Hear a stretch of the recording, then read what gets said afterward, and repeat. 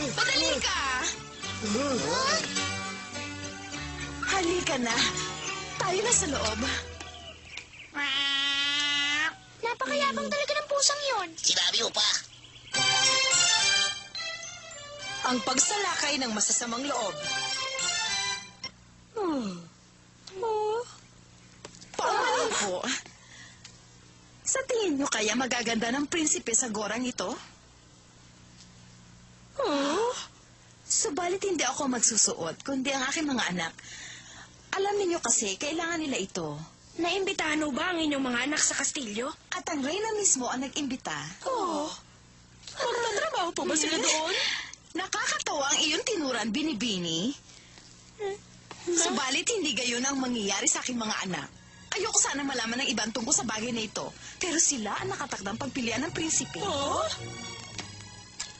At isa sa kanila ang magiging prinsesa?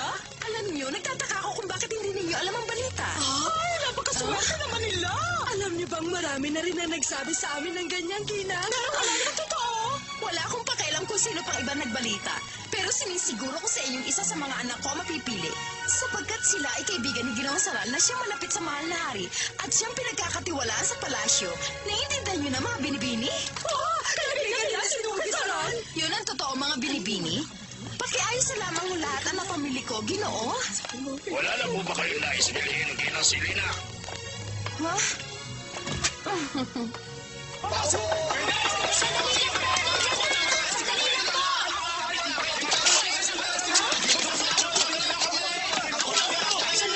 Titingnan ko kung nariyan siya.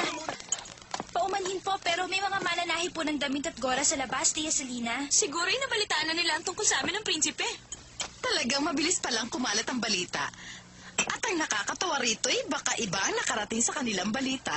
Ay, talagang maraming kababalaghan ng bayang ito. Mabuti po yun, Mama.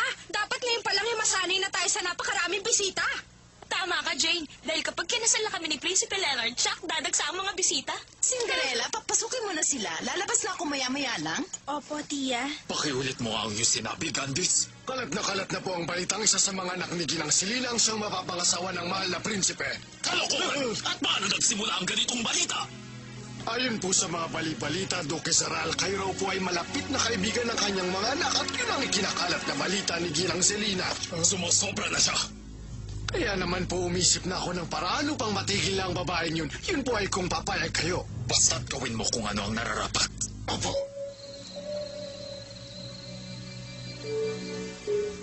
Cinderella, ibig kong gumawa ka ng listahan ng mga bagay na kakailanganin sa nalalapit ng kasal ng aking mga anak. Nalalapit na kasal, hindi ho ba masyado pang maaga upang isipin po natin yan?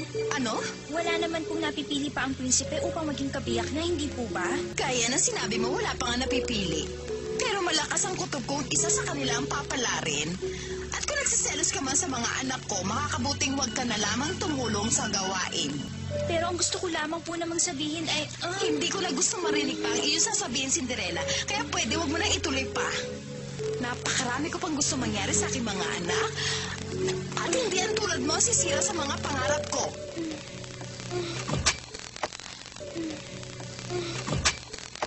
Bukas yan. Gising ka pa ba, Katrina? Oo, Jane. Bakit? Katatapos ko lang isukat lahat na pinamili ng mama sa akin. At ngayon ako naniniwalang ako marahil lang siyang mapipili ng prinsipe upang maging kabiyak niya, Katrina. Alam mo, Jane, napakaaga upang magsalita ka ng ganyan. Pero ito lang ang sasabihin ko sa'yo. Mas makakabuting tanggapin mo na lang ang iyong pagkatalo sa akin. Nagkakamali ka, Katrina. Hindi ako papayag. Hay nako, Jane. Kung gusto mong mangarap, matulog ka na lang. Kaya ako naparitay upang magpakwento sa'yo, hindi upang pagalitan mo. Ha? Sige na, Katrina. Kwentuhan mo na ako ng mga nakakatakot mong kwento. Pangako, pagkatapos matutulog na ako. Sige, pero isang kwento lang. Sige na, Katrina, ikwento mo na dali. O sige, tungkol ito sa kwento ng mga ligaw na spirito. Nangyari ito 200 taon nang nakakaraan. May isang lumang kastilong matatagpuan sa bundok ng Amihan na ang tanging namamahay doon ay mga ligaw na kaluluwa. Tuwing sasapit ang hating gabi, ang mga punong nakapalibot dito ay sumasigit-sit sa hampas ng hangin at sa loob ng kastilyo maririnig mo mga atungal at pungol ng mga kaluluwang hindi matahimik. Pagkatapos,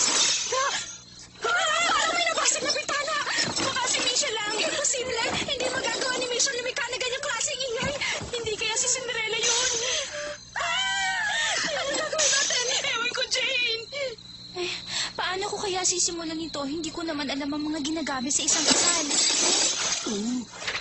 Ano ingay yun? Cinderella! Hintayin mo kami!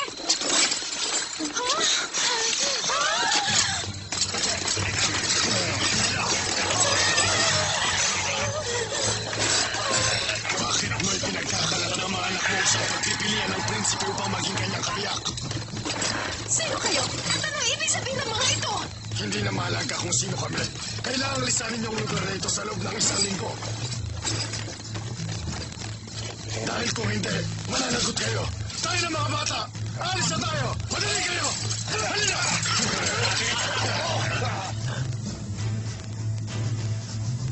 Sino sila, Mama? Nakakatakot sila!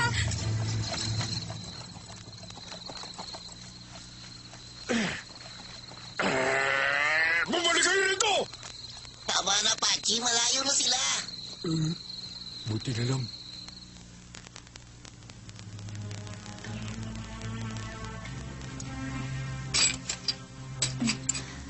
Paano nila nagawa ang bagay nito sa atin? Hindi ba nila alam na ito'y tahanan na magiging prinsesa nila? Aalis po ba tayo rito, Mama? Mama! Hindi tayo aalis. Mabuti na lang at walang sinaktan sa atin. Kasalanan mo nangyaring ito, Cinderella. Kung isinara mo lang mabuti ang pinto, hindi sana sila nakapasok. Hindi tayo dapat matakot. Ngunit kailangan natin mag-ingat. Ipatatawag ko si Pierre upang dito mamalagi at magbantay. At kayo, siguraduhin ninyo lagi sarado ang inyong mga bintana. Maliwanag? Opo. At ikaw naman, Cinderella. Simula ngayong gabi, sa halip na ikaw ay matulog, magbabantay ka at sasamahan mo si Pierre. Buong magdamag? Yun lamang ang tanging paraan.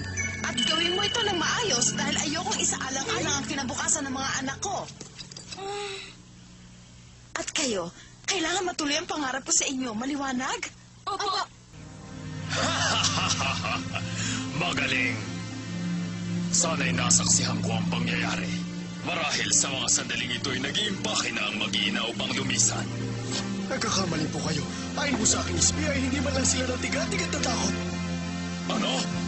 At sa halip po ay pinatawag ang kanyang katiwala upang magsilbing bantay sa gabi. Malakas ang loob. Gusto mo balikan namin? Salamat, Cinderella. Paalam po.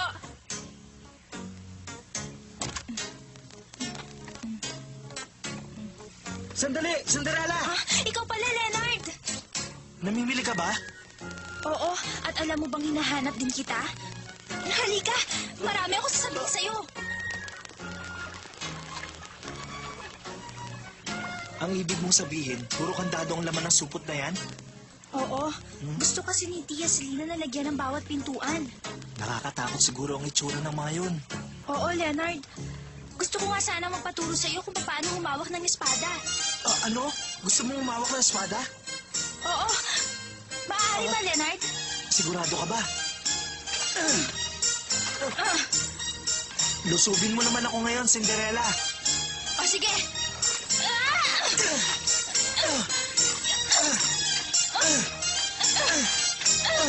Huwag mo sabihin sumusuko ka na, Cinderella. Hindi! Ang hirap palang matuto niyan. Dahil isa kang babae. Pero kailangan kong matuto, Leonard, upang ipagtanggol ko ang aming tahanan.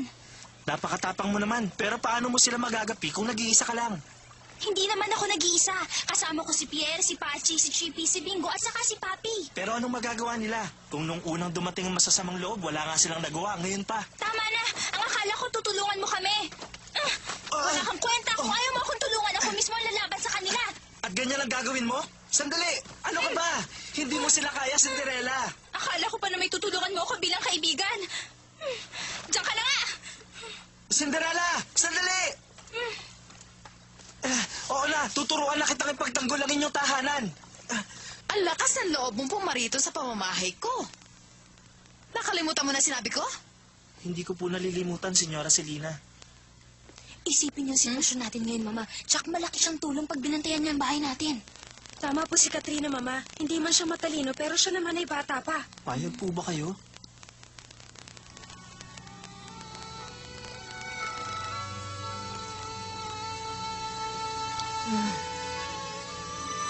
Isa, Dalawa. tatlo,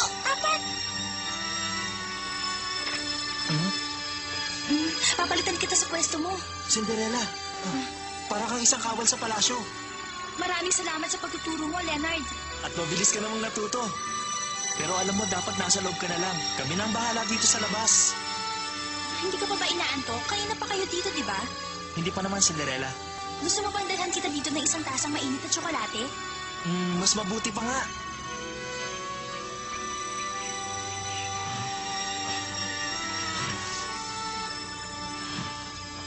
Talaga bang magdamag kang nagbantay, Leonard? Oo. Pero alam mo bang nag-aalala ako? Inutusan ko na nga ang mga kawal para hanapin ka.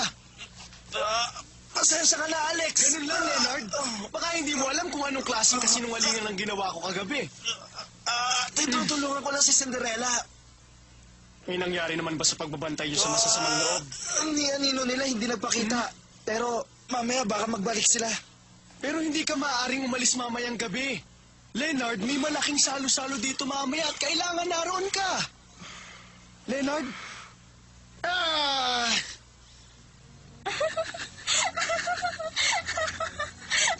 Saan baon mo naman nakuha yan? Ha? Hindi ka nakakatawa, Cinderella. Alam mo bang marami ng digmaan ng tinagurian ng kasuotan ito? Dito ako magbabantay ngayong gabi. Hindi ba darating si Leonard ngayon, Cinderella? Hindi ko alam, Pachi.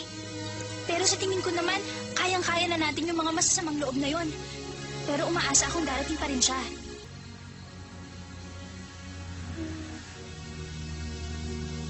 Sino bang pinagmamasdan mo dyan, Jane?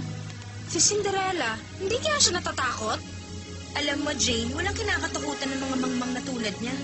Kaya matulog ka na kung ayaw mo magalit si Mama. Sige ka.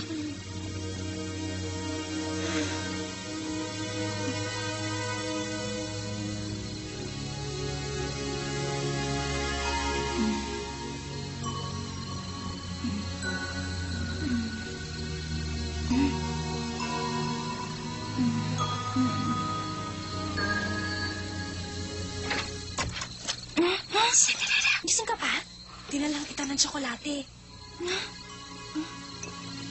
Salamat. Walang anuman.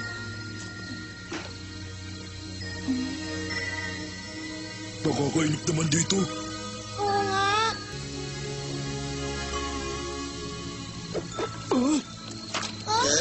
Tinapay yan ah! Kaya nang galing yan. Oo nga!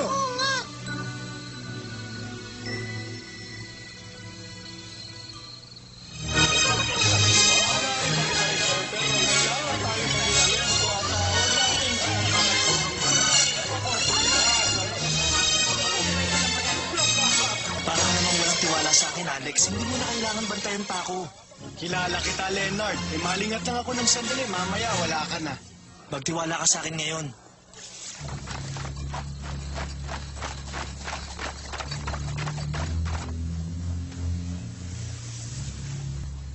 Ano yun?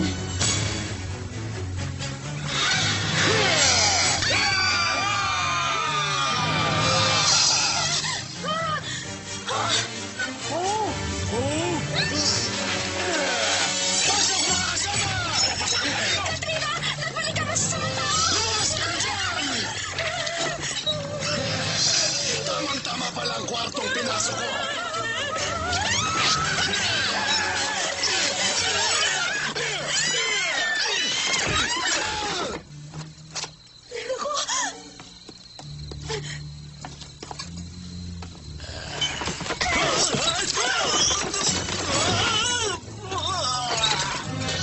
May tinatago rin pala akong galing.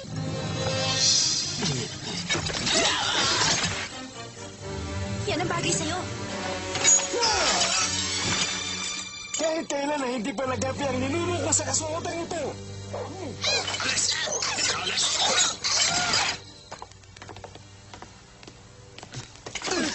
Naku, pasensya ka na, Leonard. Hindi ko sinasadya. Ang hirap naman kasi sa'yo, Alex. Kahit saan ako magpunta, palagi kang nakasunod sa akin. O sige, hihintayin na lang kita dito sa labas.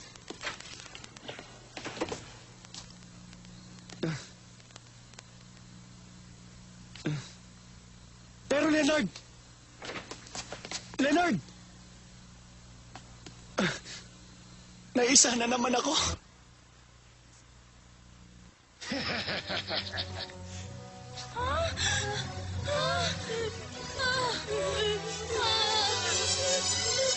Ngayon, kailangan nating mag-usap. Kung salapi lamang ang inyong gusto, bibigyan ko kayo. Hindi salapi ang kailangan namin sa inyo. Ang nais ko ay lisanin niyo ang buhok na ito. Hindi namin maaaring lisanin ang buhok na ito. Isa sa mga anak ko ikakasal sa prinsipe. Opo, Ginoo. Hindi yan totoo at hindi yan mangyayari. Wala isa man sa inyo ikakasal sa prinsipe. Kaya umalis na kayo. Hindi kayo aalis. Sino ka? Huwag niyo silang sasaktan. Si Leonard! Sugudin siya!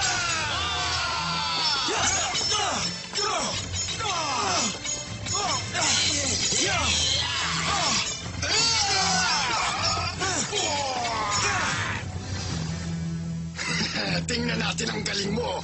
Matapang kang bata ka.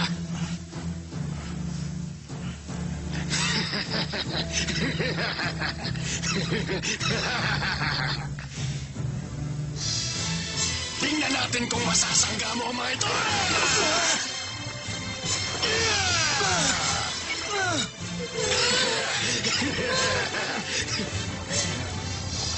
Akala mo kaya mo kami?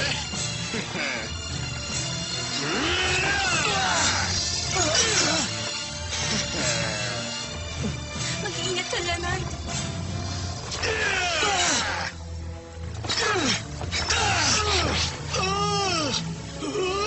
Kilala kita!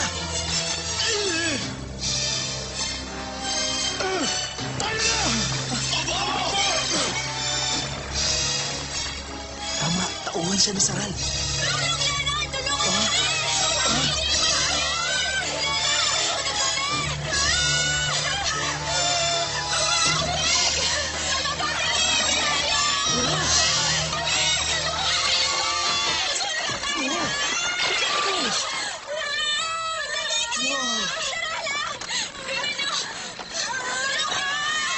Ano yun? Sunog!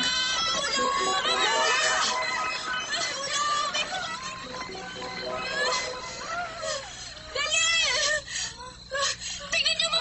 Nawala ang apoy! Oo nga! Leonard? Labis ako nagkalala sa'yo, Cinderella.